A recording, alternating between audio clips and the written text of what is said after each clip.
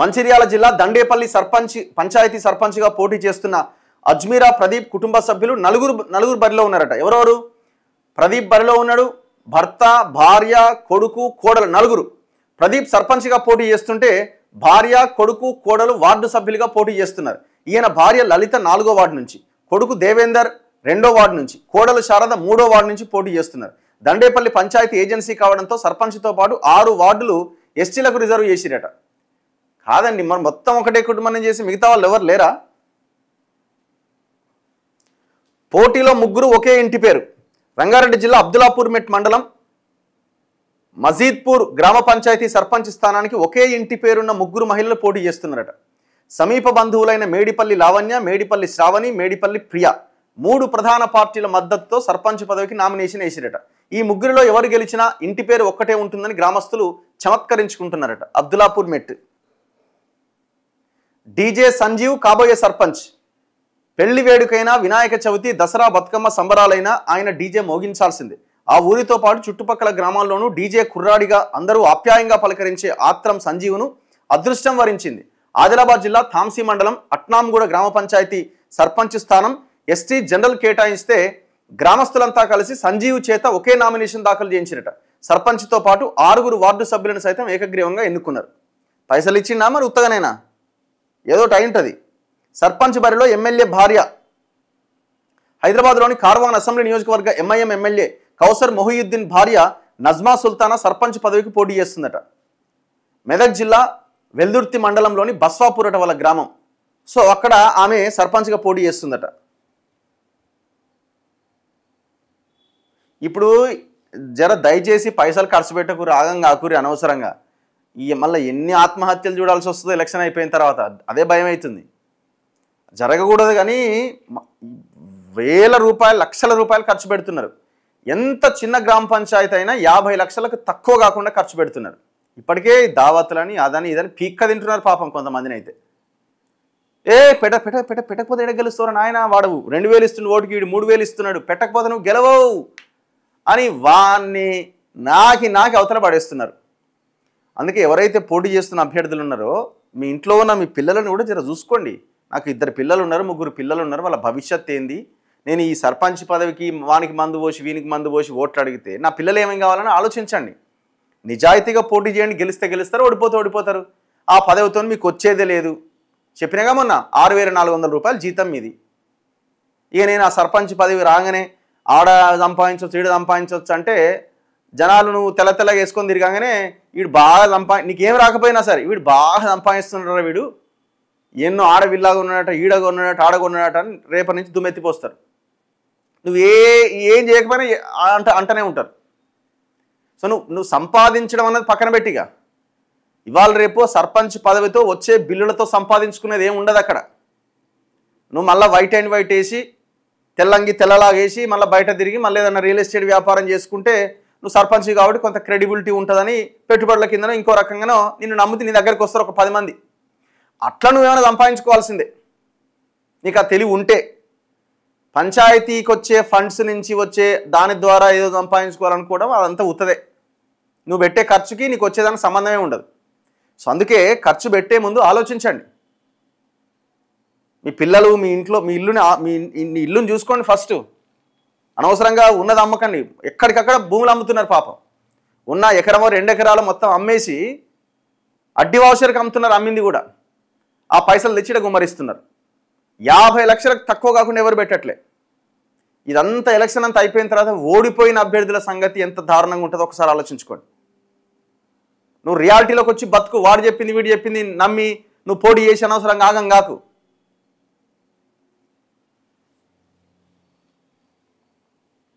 First ఈ సర్పంచ్ అభ్యర్థులని నాశనం చేసేది ఎవడు తెలుసా?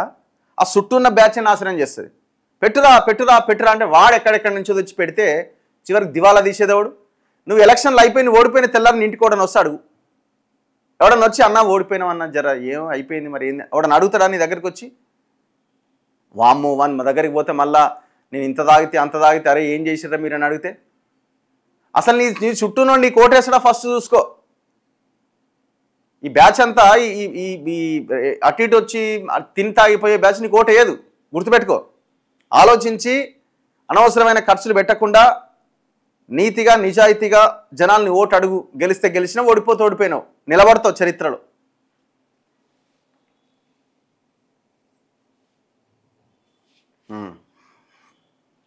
ఎట్లుంది మన ఊర్లలో పరిస్థితి? జనాలు ఏమనుకుంటున్నారు మీ ఊర్లో ఎట్లుందో?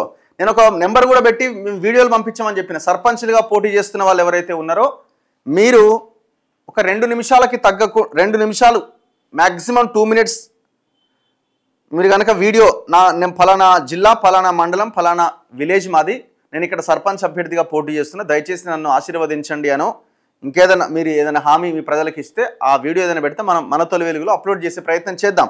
నెంబర్ కూడా ఇచ్చిన 9491222173. కొన్ని వీడియోలు ఆల్రెడీ మనం అప్లోడ్ చేస్తున్నాము. సో మీరు కూడా ఎవరైనా పోటీ చేసే వాళ్ళంటే పంపించే ప్రయత్నం చేయండి. 9491222173 9491222173 ఈ నెంబర్కి వాట్సాప్ చేయండి మీ వీడియోని. అన్న ఈ రాజకీయం ఆపరేషన్ దుర్యోధన మూవీలా అవుతుందన్న లాస్ట్ కట.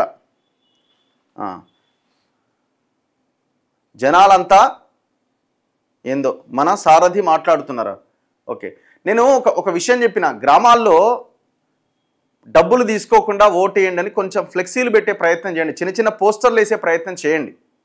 అక్కడ ఎవరైతే యువత ఉన్నారో మీరు ఎన్నో ఈ దుర్గా నవరాత్రులు కానీ వాటికని వీటికని చేస్తుంటారు కదా, మరి ఆ ప్రయత్నం చేయొచ్చు కదా.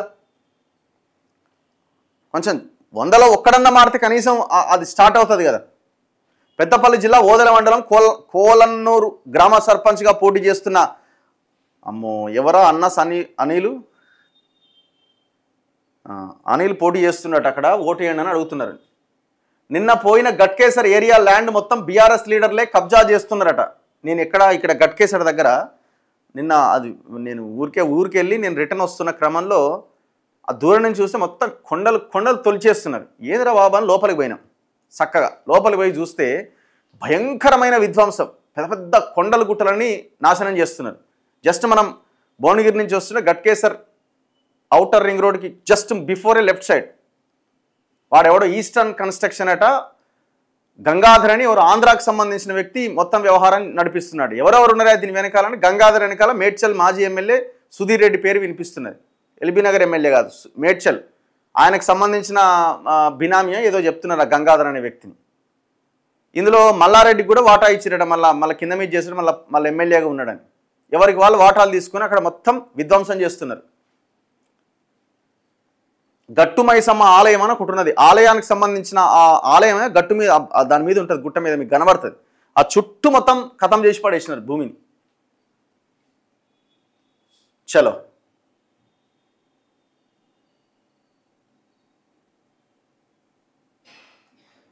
ఫార్మసిస్ట్ ఎగ్జామ్ రాసి 1 year అయిందట, అయిపోయిందట, ఇంతవరకు రిజల్ట్ గతి లేదట. ఏం దారుణం. తెలంగాణ గ్రామ పంచాయతీ ఎన్నికల భాగంగా గ్రామ ప్రజలకు విజ్ఞప్తి, రేపటి తరం బాగుండాలి అంటే ఈ తరం యువత వైపు నిలబడండి, దయచేసి గమనించాలి. ఈరోజు గ్రామ పంచాయతీ ఎన్నికలు రేపటి మీ పిల్లల భవిష్యత్తుకు పునాది. వాస్తవమే. అమీన్పూర్ మండలం కిష్టారెడ్డిపేటలో గవర్నమెంట్ ల్యాండ్ కబ్జా చేశారు, ప్లీజ్ చూడండి. ఈ అమీన్పూర్ విషయం చెప్తారు. ఇక ఆడెవరున్నారు మహానుభావుడు. నాకు ఫ్లెక్సీలో మ్యాటర్ ఏముండాలో చెప్పండి. ఏముంటుంది మ్యాటరు?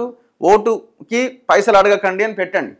మొన్న ఎవరో పెట్టిరు కదా, కుక్క అశుద్ధం తిన్నట్టే అని ఇక్కడ లింగోటం, అచ్చంపేట లింగోటం దగ్గర ఒక ఫ్లెక్సీ ఏర్పాటు చేశారు. అన్న వాళ్ళకు సంపాదన రాకుంటే 70-80 లక్షలు ఎందుకు ఖర్చు పెడుతున్నారు? కొంతమందికి సోకు, కొంతమందికి సర్పంచ్గా ఉండాలనేనని సోకు, కొంతమందికి ఏమో ఈ పైసలు వస్తాయేమో దీనివల్ల అనేది ఇంకొకటి, రెండోది దాని ద్వారా ఏదైనా వ్యాపారం చేసుకొని సంపాదించాలనేది మూడోది. రకరకాల ఆలోచనలు.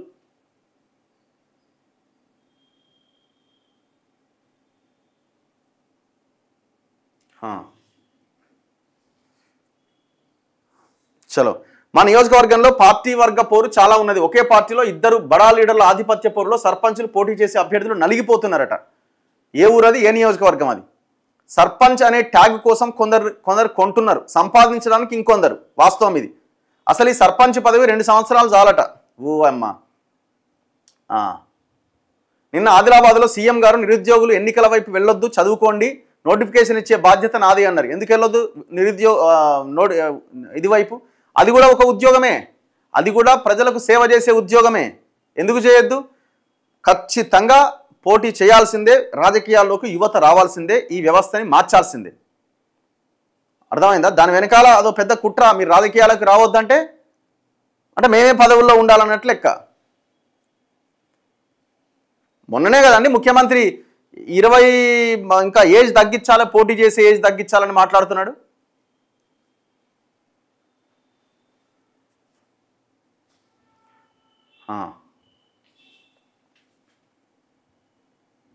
New liquor shops in between houses facing problems with drunken people in Medipally అట. చాలా ప్రాంతాల్లో ఈ ప్రాబ్లం ఉన్నది.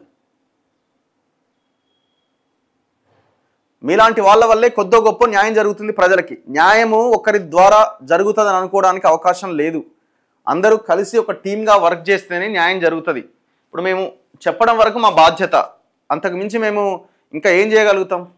మాకున్న అవకాశం ఈ మాధ్యమం ద్వారా కొంత అవేర్నెస్ తీసుకురావడము, ఉన్న వాస్తవాన్ని ప్రజలకు చెప్పడం వరకే మేము చేయగలుగుతాం. అల్టిమేట్గా దీన్ని కొంత ఫాలో అవుతే అవకాశాలు ఉంటాయి. సో అంతకు మించి ఇంకా మనం చేయడానికి ఏం లేదు. నమస్తే అన్న, నిన్న జరిగిన సంఘటన గురించి మాట్లాడండి, అది కూడా మాట్లాడదాము. ఆల్రెడీ మనం నిన్న మన రిపోర్టర్ రాత్రి 9-10 గంటలకు అక్కడికి పంపేయడం జరిగింది. ఆ ఈశ్వరాచారి అనే ఒక బీసీ బిడ్డ నిన్న తీర్మార్మల్ ఆఫీస్ ముందు పెట్రోల్ పోసుకొని ఆత్మహత్యాయత్నం చేసిన ఆయన దాదాపు 90% కాలిన గాయాలతో చావు బతుకుల మధ్య ఉన్నాడు. తను బతికి బయటపడాలని మనం కోరుకుందాం. మళ్ళీ మేము చెప్పేది ఏంటంటే ఈ ఆత్మహత్యలు కరెక్ట్ కాదు. చాలామంది అంటుండొచ్చే దాన్ని అవమానిస్తావా నువ్వు అంటే, అవమానం అనుకోండి, ఇంకోటి అనుకోండి. ఆత్మహత్య అంత పిరికి పంద చర్య ఇంకొకటి లేదు. ఏం లాభం అండి? ఆ తల్లికి ఏం సమాధానం చెప్తావు నువ్వు ఆత్మహత్య చేసుకొని? నీ పిల్లలకి ఏం సమాధానం చెప్తావు ఆత్మహత్య చేసుకొని? ఆత్మహత్య చేసుకుంటే ఇది అవ్వడం ఏంది? 1200 మంది, అంతకుముందు 369 మంది అంటే సరే కాల్పుల్లో చనిపోయారు. 1200 మంది ఆత్మ బలిదానం చేసుకున్నారు. ఆ 1200 కుటుంబాల పరిస్థితి వాళ్ళు ఏంటి చెప్పండి? నువ్వు ఆత్మహత్య చేసుకుంటే నీ కుటుంబం నాశనం అవుతుంది. ఫస్ట్ అది ఆలోచించు. ఆత్మహత్యలు మనం ఎట్టి పరిస్థితుల్లో ప్రోత్సహించొద్దు. ఆత్మహత్య తప్పు అని చెప్పాలి. మనము నీరాజనాలు పలికి ఆగమాగం చేసి ఇంకేదేదో చేసి భుజానికి ఎత్తుకొని చేస్తే ఇంకొకరు తయారవుతారు దానివల్ల.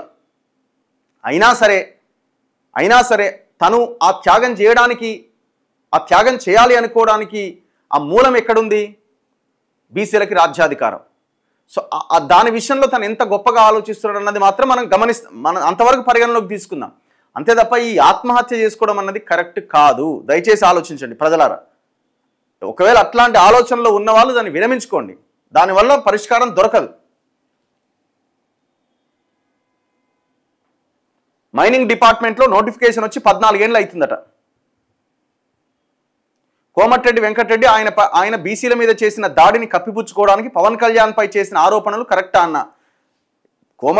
పవన్ కళ్యాణ్ చేసింది తప్పు. ఫస్ట్ థింగ్, కోమటిరెడ్డి వెంకటరెడ్డి ఇక పాత జరిగినటువంటి అంశాల మీద మాట్లాడకుండా ఈయనకు ఒక అంశం దొరికింది కదా పవన్ కళ్యాణ్ది, దాన్ని పట్టుకొని సెంటిమెంట్ రగిలించడానికి ప్రయత్నం చేస్తున్నాడు. కానీ ఆయన సమాధానం చెప్పాల్సింది ఫస్ట్ ఆయన చేసిన దాడి మీద, ఆయన చేసిన కిడ్నాప్ మీద. పవన్ కళ్యాణ్ తెలంగాణకు క్షమాపణ చెప్పాలి, కోమటిరెడ్డి వెంకటరెడ్డి తెలంగాణ బహుజన బిడ్డలకి క్షమాపణ చెప్పాలి.